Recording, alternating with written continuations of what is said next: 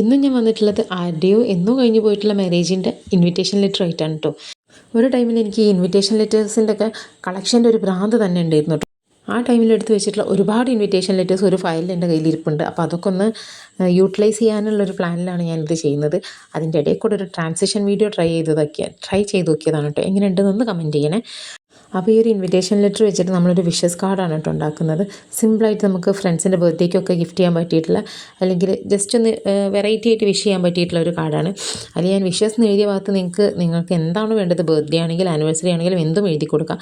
പിന്നെ ഒരു അബദ്ധം പറ്റിയതെന്ന് വെച്ചാൽ ഞാനത് കട്ട് ചെയ്യുമ്പോൾ ഇൻസുലേഷൻ ടേപ്പിൻ്റെ വെടുത്ത് അളക്കാതെയാണ് ഏകദേശം വെച്ച് കട്ട് ചെയ്തത്. അപ്പോൾ അതേ കുറച്ച് ഗ്യാപ്പ് വന്ന് അവിടെ പിന്നെ ഞാൻ വേറൊരു ഇൻസുലേഷൻ്റെ പീസൊക്കെ വെച്ചപ്പോൾ ചെറുതായിട്ടൊന്ന് ബോറായിട്ടുണ്ട്.